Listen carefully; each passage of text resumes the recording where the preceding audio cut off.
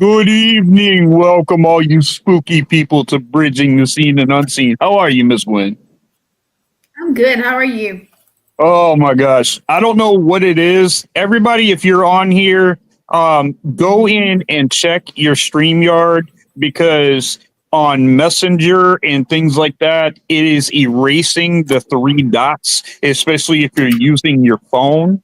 So the only way that I was able to get on is when Gwen sent me the text message. So you might want to go in and check because I mean, other people aren't having, but I just talked to two other people that are also having issues with StreamYard using it that way.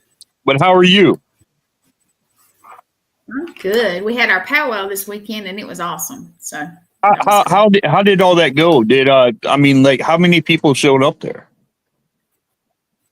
we know of 1,000, but there were other folks. Plus, there were people helping the performers, the vendors. We had like 40 vendors. I don't know the exact count, but yeah, we had so much. It was awesome. Well, I know that you had the bearded nipple out there. Yeah, we did. I know.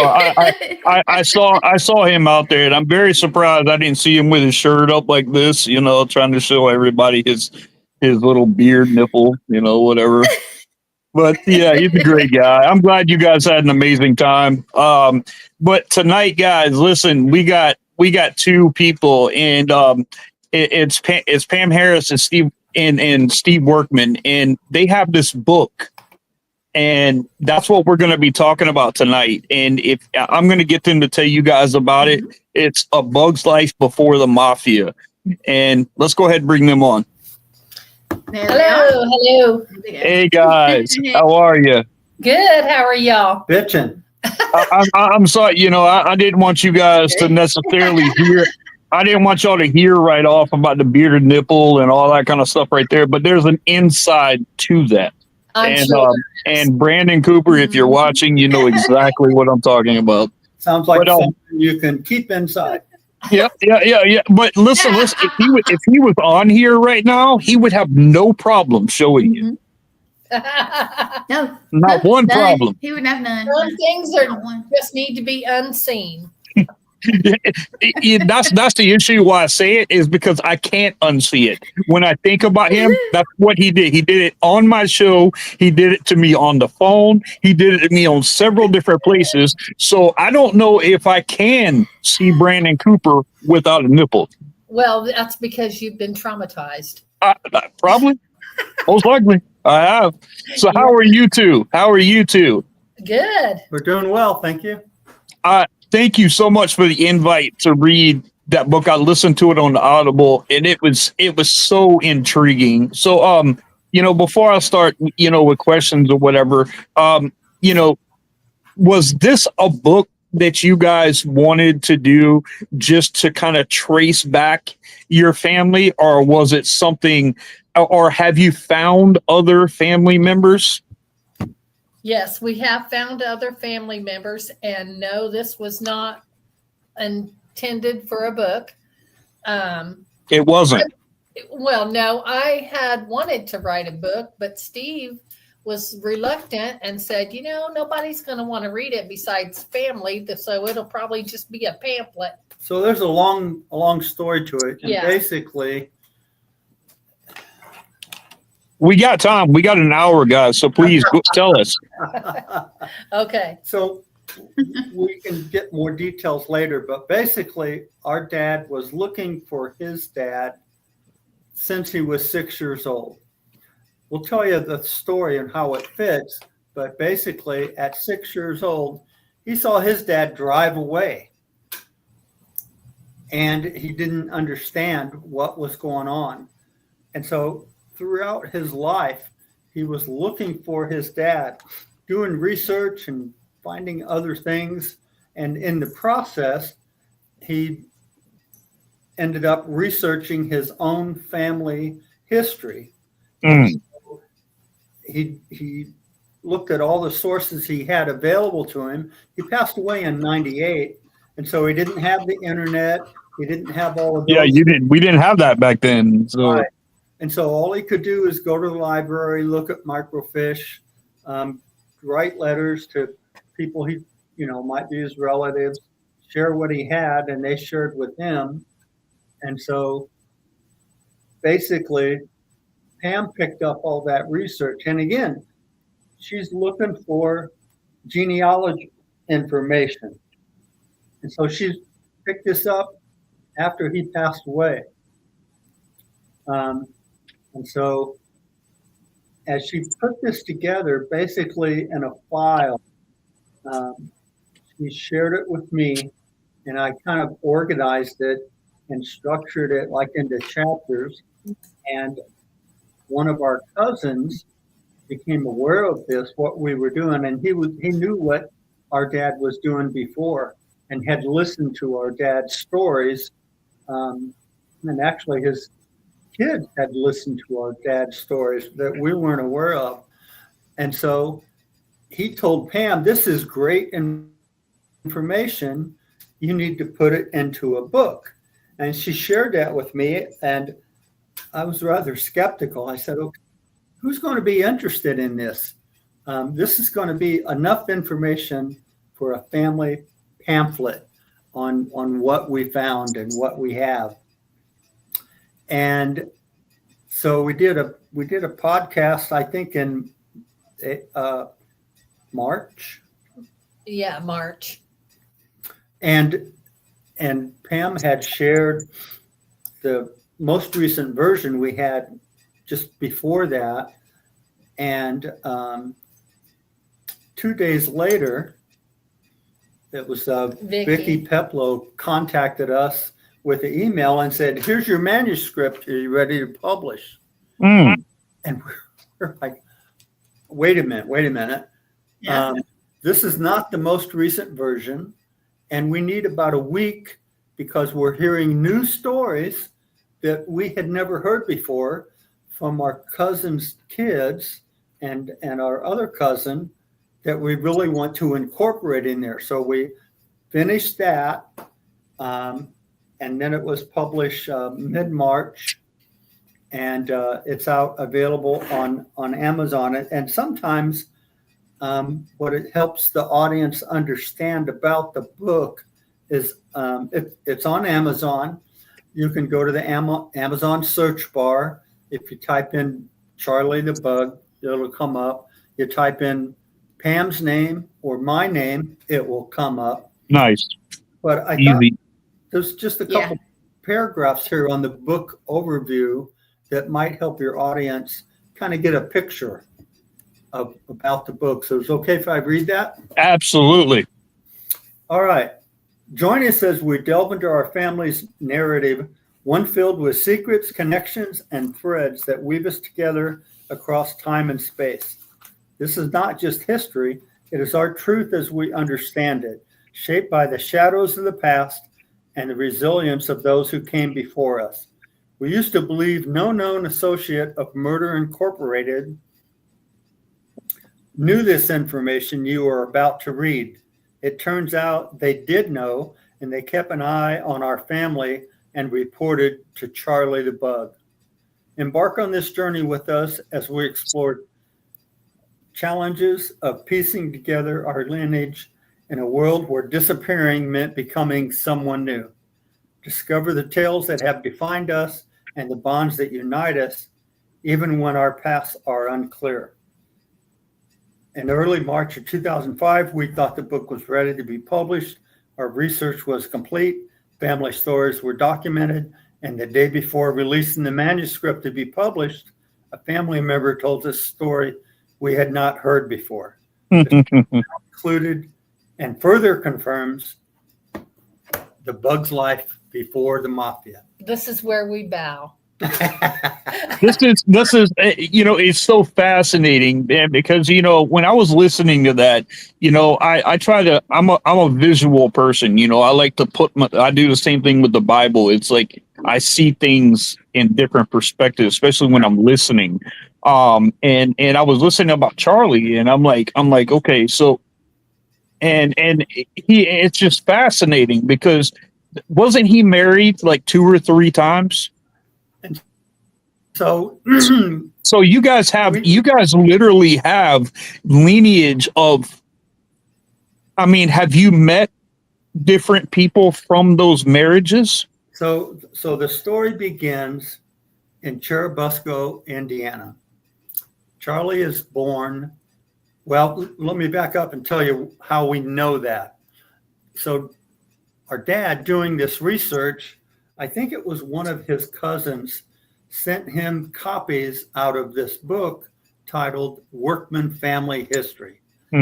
It's a hardbound book about that thick, and our dad and his mom are listed in it, and it goes back to the 1600s. Oh, wow. And so what they did is they traced the family Scotland. genealogy through birth records, divorce records, all the government records, until they got back to the beginning of America. And then they went to England and Scotland and went through church records, because church records would have baptisms, marriages, deaths, and things like that. So he got that information, and it listed Charlie as his dad and Charlie's parents as well. So Charlie was married to another woman. I don't recall the date, so not to get people lost, but he was married to another woman. I think he was about 17, right? Yeah. And they had a son named Robert. And then they got divorced. And later on, he married our grandmother, and they had 4 kids. Which way? 4 more. The camera. They had 4 kids. Still going the wrong way. They had 4 kids. And so the story that our family was always told is his previous wife came to our grandmother. The one that he left. The one that he left. With 4 children already. No. His previous marriage to our grandmother. With the first child, Robert. With the first child. He divorced her and then married our grandmother.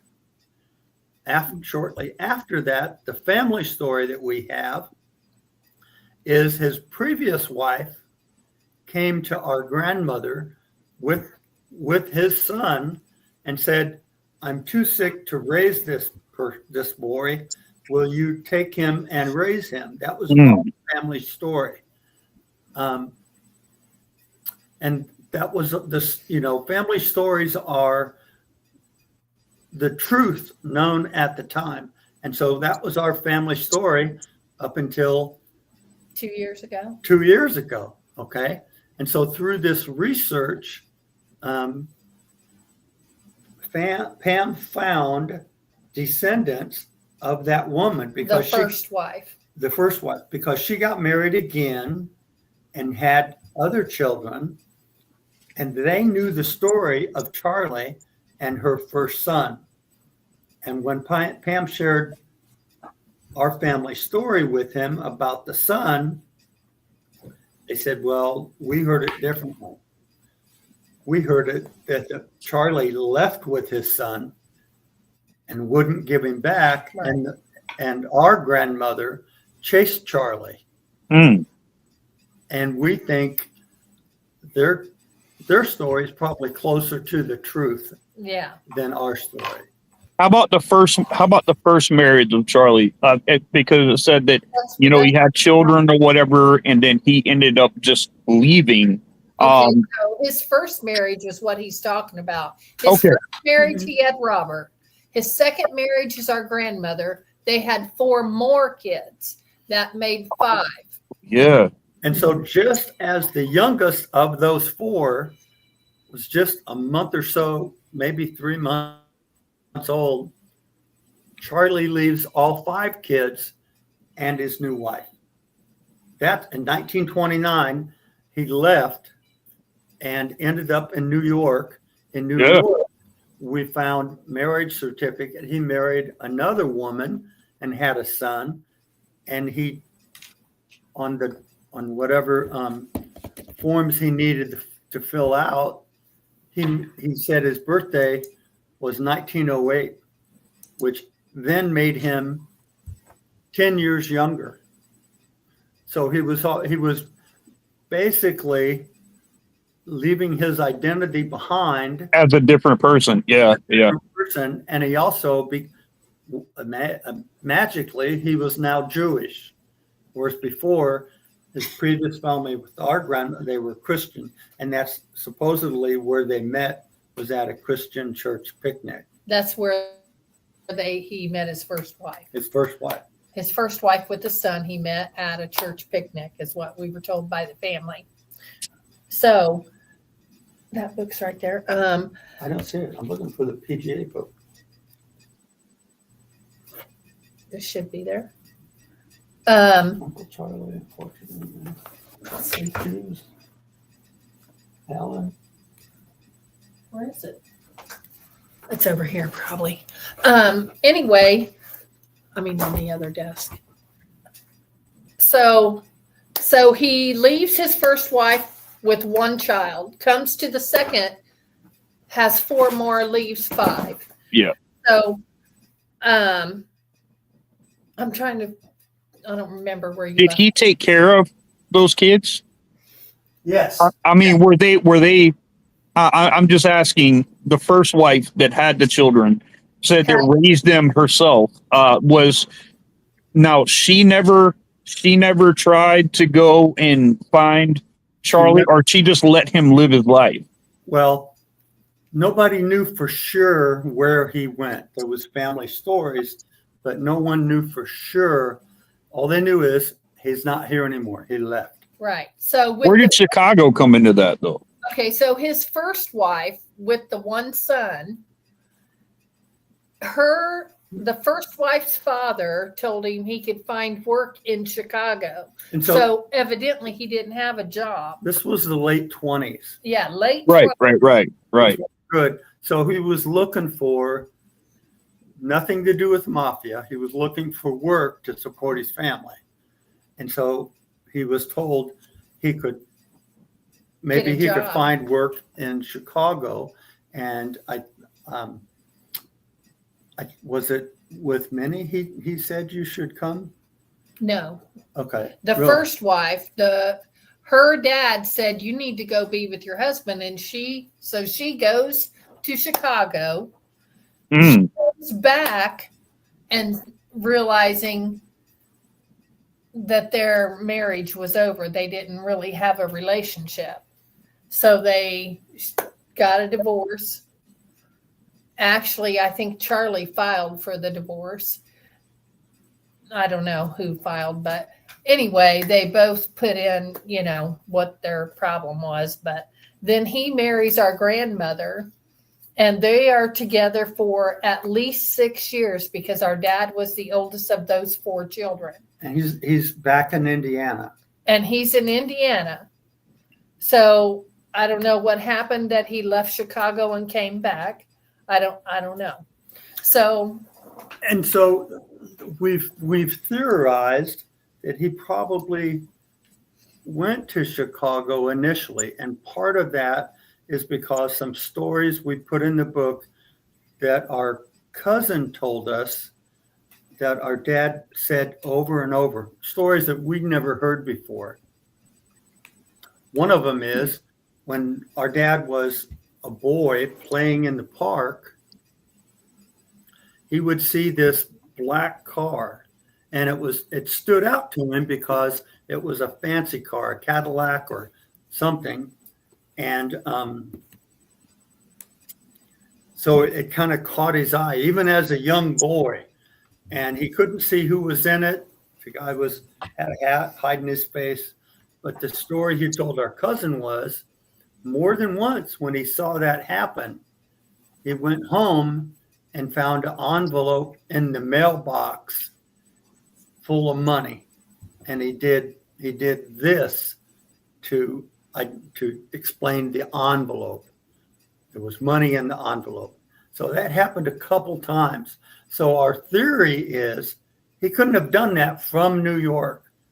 We think he went to initially to Chicago, came back on occasion now and then, but then it stopped. And so that's probably when he went to New York. And so Pam's research found records of him being married again in New York. No. You guys, do you both think that maybe his commitment issues that he had towards your mom, other women, things like that, were because of the secretive ties that he had with the mafia? Well, I think he had those issues before he went into the mafia, and the reason he checked on them, and we found out later on he did even more checking from New York. We're not sure why, but possibly to protect the family that he left. Yeah, that's what I was going to ask next. Yeah. And again, that's our theory. That's what it feels like to not involve them in any way, and to become a different person in New York. So there would be no repercussion to the family. Right. But at the same time, he was very, very trusted and respected. Yeah. And some people did know about his previous family. But again, it all became apparent to us much, much later in the research. Right. No, it said in there that he was like an upfront. He was a trusted man. Like if you heard that he was coming, did people fear him? Were they, because like I have an uncle. The reason why I'm asking, because I have an uncle. My grandparents came here from Ireland, and I have an uncle to this day that is part of the IRA. And that, it's very secretive there. But, my uncle has a thing with politicians for some reason.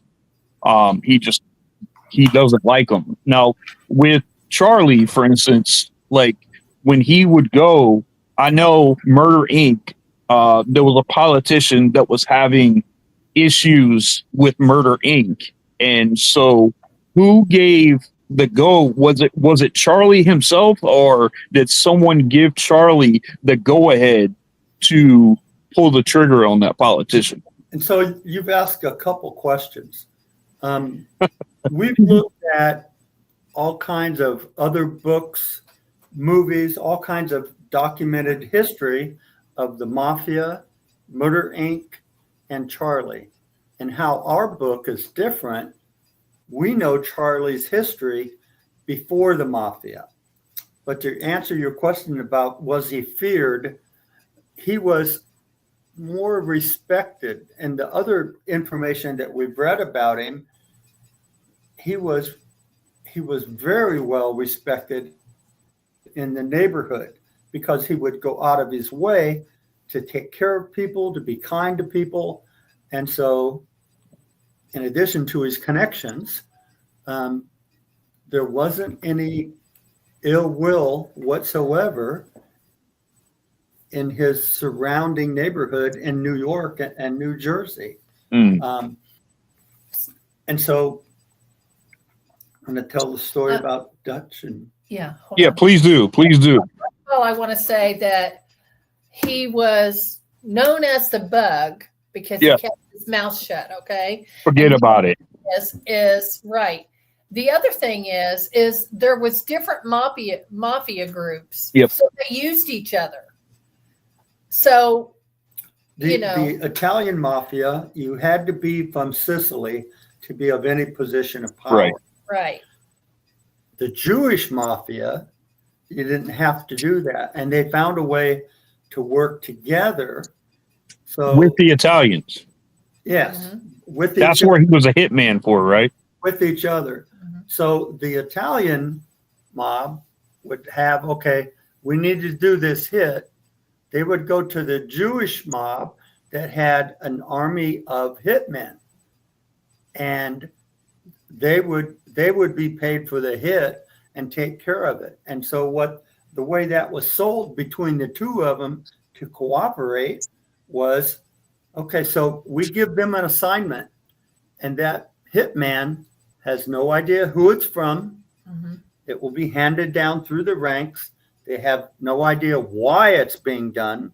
They just go do it. So they're kind of insulated. If anything happens, they get caught and they say, I don't know. They're telling the truth. Right. And they couldn't tell if they wanted to what was behind it. Yeah, because they wouldn't have any information. So when it comes to the hit on Dutch Schultz, so what happens is Thomas Dewey, he's a prosecutor in New York. Yeah. He wants to prosecute all of Murder Inc. Before they had even had a name. Before they even had Murder Inc. name. So he's after everybody. Dutch Schultz says, I'm going to take this guy out because he's trying to put us all in prison or electrocute us in an electric chair.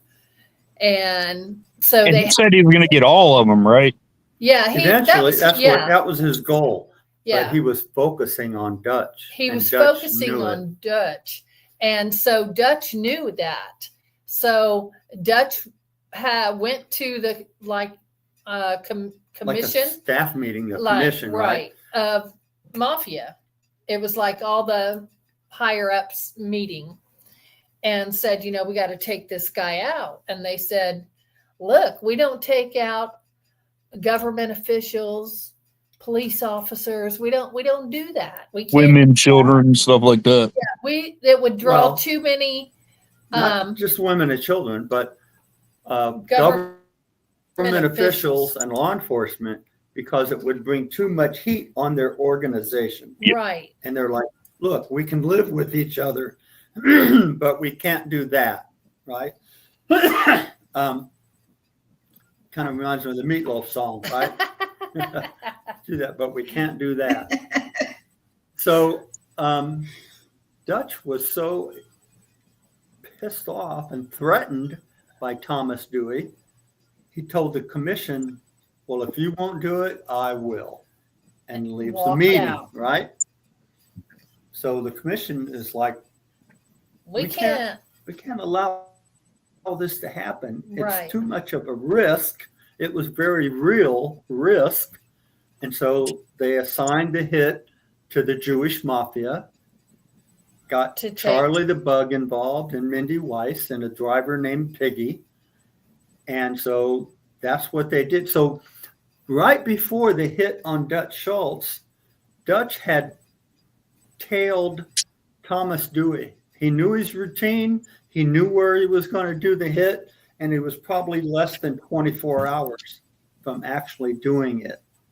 And so Charlie does the hit on Dutch, and the law enforcement at the time thought, oh, this is just a turf war between these organized crime people. There's nothing to it. We'll just leave it at that. And so, but the prosecutions continued, just like Dutch said, and they weren't just prosecuting people, sending them to prison. They were sending them to the electric chair. Yeah. Right. And so as time goes on, initially, so the FBI got involved, and initially their investigation was titled Fur Dress. And the reason for that was Louis Lepke was involved in New York City clothing issue with furs, and was getting all of the suppliers and the different companies to basically give him a cut of every transaction as things went through. So that's what they started investigating. And as they found different people, so the first, well, let me back up and tell you about the FBI file. So our dad in November of 97 wrote a letter to the FBI and said, and we found the copy of that letter. And he said, I'm looking for my father. From what I can tell, he was known as Charlie the Bug Workman and probably gave them more information than what they really needed. Right. 2 months later, after that letter's dated, our dad passes away. Mm. Sometime later in the year, the FBI file arrives. And this is a copy our brother put together for us. It's pretty thick, full pages. Wow. And a lot of it, is redacted. So it's hard to see what's in there. But it starts in December of 38, and they actually continued to put stuff in the file even after Charlie went to prison. Hey, Sean. Hey, man. Hey, When he no, I know when he went to prison, didn't he do his first stint after that hit? Wasn't it like 30 years or something like that? So what happened was the hit was in 35. They didn't even get to his trial until 40 or 41. 40. And the only way they did that was some of the previous people involved were arrested and investigated, and they were facing murder charges to go to the electric chair. And they said, okay, if you give me life instead, I'll tell everything I know. Mm. One of the things they knew was about the hit on Dutch Schultz. Right. Well, they needed two people to say that. So I think it was a year later, it gets into 40 or 41, they get that second person. Right. So now they charge Charlie with murder of Dutch Schultz. And in the meantime, all of these guys are still being indicted, were already indicted for embezzling. Oh, I know what, for trying to harbor a criminal. Because Lemke was hiding Louis out. Lemke was hiding out. Mm. They were indicting these people for knowing where he was, and not even when they were arrested, they go, I don't know. So they were all indicted for that. But now Charlie's up on murder charges. And again, there's so many things written about the mafia and about Charlie, but they all kind of end the same. How they get there might be a little different. Yeah, but none of them have the Indiana families. Right. None of them have any of that information. None of them have Like anything. his life that is- before the mafia. Right. But many of them tell the same ending of the story. And even in the FBI file, they tell one story about how Charlie's trial progressed to a certain point. And what happened was he stood up and said, no contest, stopped his trial. And so what that means is, I'm not pleading guilty, but you have more evidence against me than what I can defend. Right. And so the end result is being sentenced. So you end up with the same point. And so he was sentenced to life in prison, which at the time 30 years. was Yeah. 12 and a half years. At that, 12 and a half. Oh. That was the first sentence. that was the first, that's what their guideline was. That life in prison at the time was 12 and a half years. And Mm. so that's what happened. So he would come up for parole on a regular basis. And they fight it. And at the time, when people came up for parole, it wouldn't be unusual to add another year or 2 years to their sentence. And they really wanted Charlie to talk. They felt they hadn't got everyone Anything. yet, right? Yeah. And they didn't. There were still some big ones out there. And so, true to his reputation. Thank you. He didn't talk. He had right. nothing to say. And so they didn't add a year or two. They'd add 4 or 5 years. Right.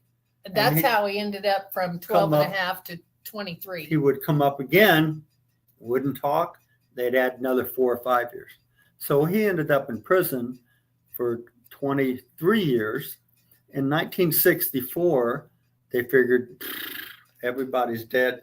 It Yeah. doesn't matter anymore. And Murder They Inc. was over. Yeah, they Mhm. actually, he got out of prison in 64. Yeah.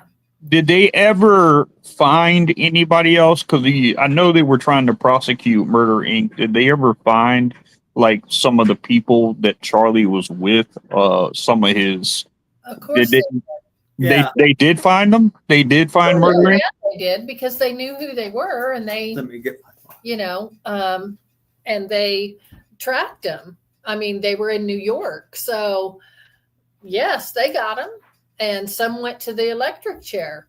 Hmm. You know, Because I know a lot of mafia, they'll put themselves out in public eye, like they have no fear about anything. And I mean, I'm guessing like after that crackdown started happening, then they were like they weren't so out in public anymore, were they? well, I don't know about that, but more so, they were talking to save their ass. They thought that they were going to save themselves from going to the electric chair, and in reality, you know. Mm. So that FBI file that I showed you. Yep. We've had it in the family since 98. We published our book, and I'm looking at the file. I told Pam, I've never read it. I've never read this file. We just looked at it. So that's interesting. It might be hard to read, bad copies, other things, but I never sat down and read the whole thing. So it took me most of the day, but it was after our book was published, and I read it, and I learned all kinds of things. That's where I learned how the investigation started, how it progressed, and how they charged all these people. And so I have a list of probably about a dozen people that names I got out of the FBI file, because they would list all of his associates and all of their aliases. And then I added to that how all of those people died. Right. And so one died in 76. Another one died that was assassinated, actually, with a mafia hit in 57. Everyone else died before then, except Charlie. Yeah. He was in prison until 64. Wow. And got out. And so Pam and I have been exchanging files and emails, and almost every day, at least during this year and part of last year, a video, chat, basically going over this. Well, we can leave this part out. We should add this and expand that part. We've been going back and forth. We got to what we felt was a finished book and published it, but we didn't stop. We didn't stop our research. We didn't stop looking at things. And so we're still writing, and we've already started maybe another book.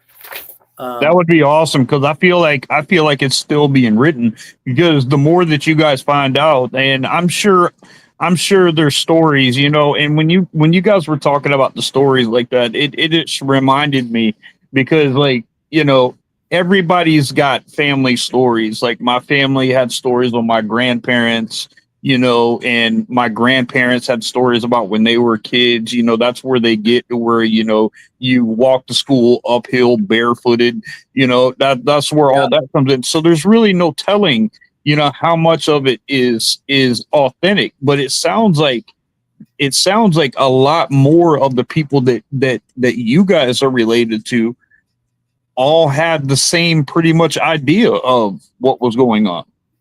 Yeah, I mean, our family all knew these stories throughout their life. But not everyone knows all the stories. Right. And so later this week, we plan to have a family reunion just for that reason.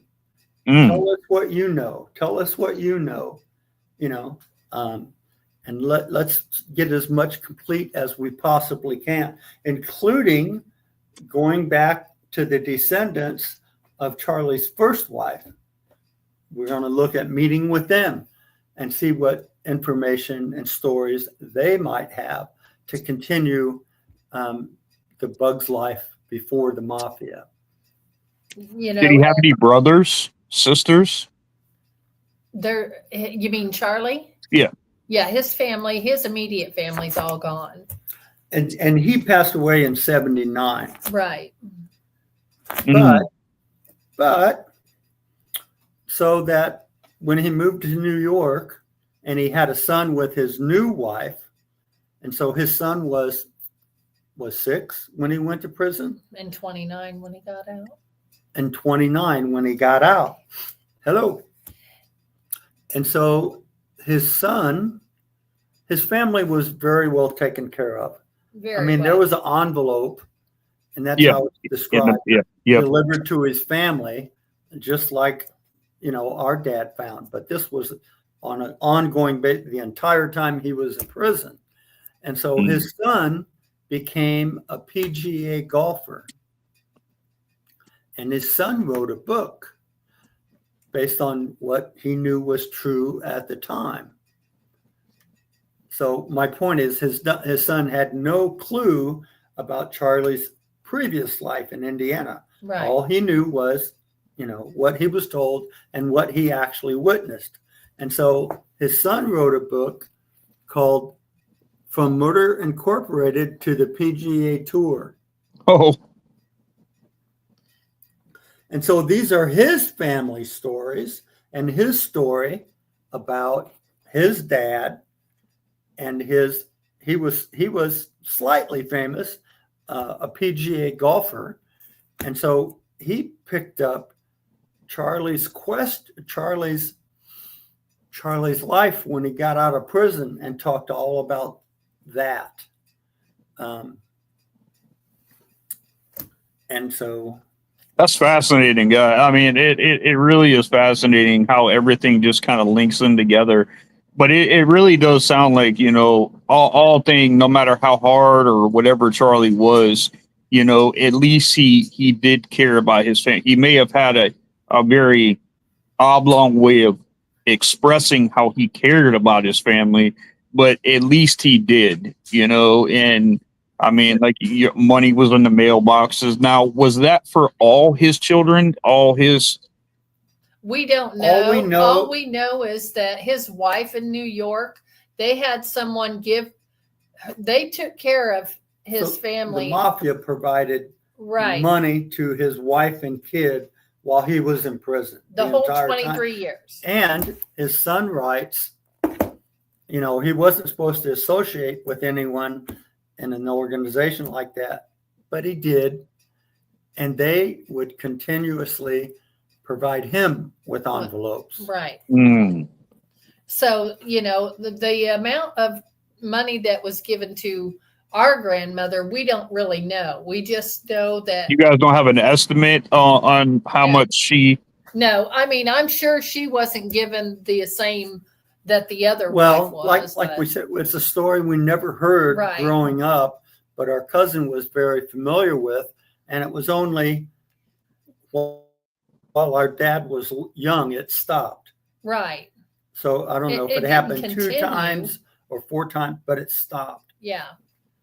Did she ever struggle? Did your grandmother ever struggle? Because I mean, you said she was took care of though. Because she was left with 5 kids, and she was steaming clothes or a steam cleaner or something.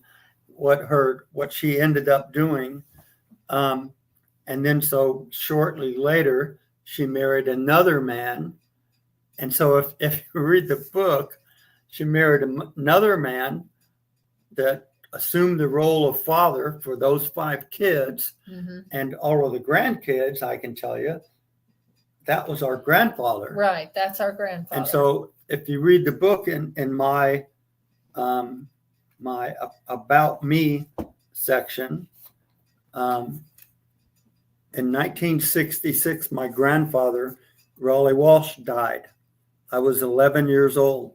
My older siblings told me, he wasn't your real grandfather. I didn't know. We didn't know. I had any no different. idea. So that Because started it my wasn't something that education was, on the family. Yeah. So she did struggle, and what we thought was that was the end of Charlie. He's gone, and no one ever heard from him again, which is pretty much the case. But what we found out through some of these stories is he wanted information on how all of his kids were doing. So Charlie did? Yes. Oh, wow. Okay. Sent people back to check on them on a regular basis, which we had no clue of until we talked to our cousin, who said, I had these experiences with these people when his brother was in the hospital, just happened to be in New York and was dying. And then similar experiences at our dad's funeral, at other funerals. And what happened was he just asked them straight out, who are you and why are you here? And so his story is, and we found it kind of hard to believe at first, he said, look, I'm here representing Charlie Workman. He wants to know about his offsprings. And this person told our cousin he was previously married, and he named her, your grandmother, named all the kids, named their wives, which like our mom and our aunts and uncles, they knew all the names. And we found that kind of hard to believe. Why would the mafia admit that to one of the offsprings of Charlie's kid? And it just didn't make any sense because they don't talk. Right. No, they don't. And so Pam and I looked at that and then backed away from the research that we had and looked at it and went, wait a minute, this happened here. And and previously we figured out Charlie had been dead 11 years. When that happened. And so it made more sense. So they were following up on his wishes and they felt more comfortable talking because it was over. Right. If Charlie wasn't there to be challenged or have to defend himself, it was over. But they were continuing on his behalf, checking on his kids. So what kind of questions did you have, Shane, after reading it? Well, I've talked about a lot of the stuff that I just think it's fascinating. I just think, because, you said he took care of his kids and he always checked on that. But let's say, like, if he gets to a point to where he's, he passes away, does that stop? Does that stop of them taking care? Okay. About 5 minutes. Okay. Just And so that's the point. Sorry. And so that's kind of the point of the story is that Charlie passed away in 79. In the 90s, the mafia was still checking on his offspring. Yeah. In the 90s? Yes. Wow. Yeah, and like I say, 11 years after he passed away is when our cousin had those experiences. Right. So that at first we Charlie's found gone hard to believe. But he's still given the respect. See, that's awesome. And I don't think regular people can really understand the respect level that they had. I mean, because people, they always have this criminal mindset when they think of the mafia and stuff like that. But, like my uncle's part of the IRA, and I mean, he has this big old pinky ring and stuff like that. My grandfather was 6'4", 285 pounds from Dublin, Ireland. And when my uncle would walk into the room, which was his father, when my uncle walked into the room, it shut my grandfather down. There was just a different level there. So in the time we have left, I want to try and do two things. Are there any questions in the chat that we can answer? Yeah. No? I think everybody was just listening. Okay. It's fascinating. You were explaining well. So yeah. Okay. And I've read it. I read it before you did the changes. And You then I did? went back Oh yeah. Mhm. and then I Good. saw the changes and I was Yeah. like, well, cool. That was awesome. Actually, you added it in there. And Yeah. so I want to share the paranormal tie-in, if you will. Sure. So before we were putting this together, Pam was still working on it, but before we decided to make a book,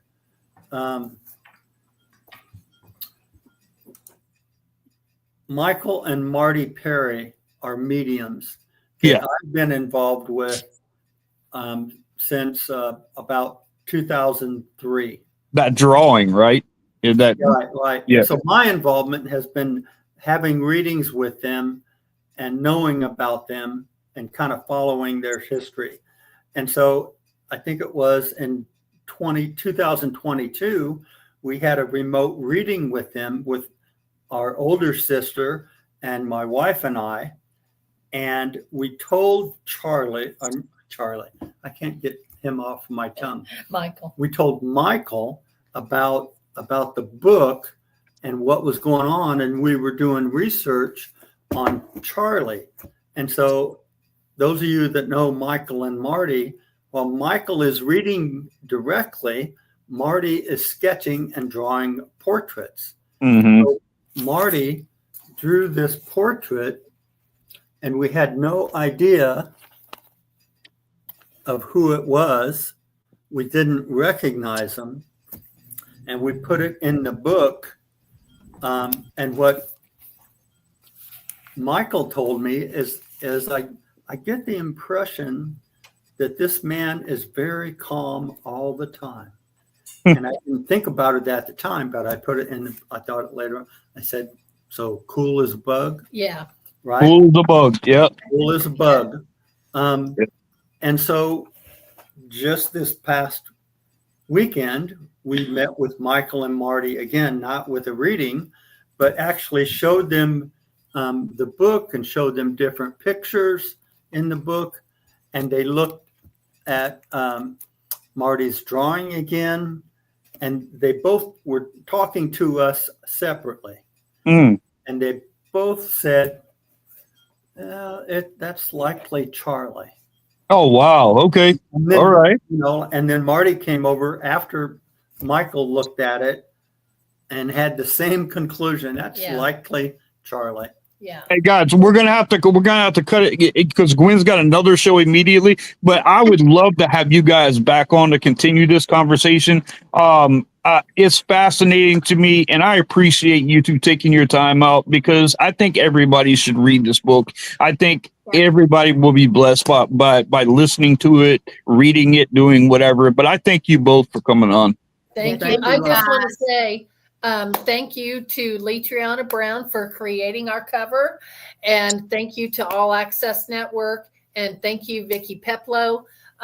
If you do read the book on Amazon, please leave a review. That is so important. Yep.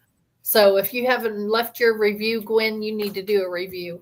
I do. I do. I totally forgot. I apologize for that. So maybe, Shane, you can put together a panel that have read the book that would have then questions come for back. us. Yeah. Okay.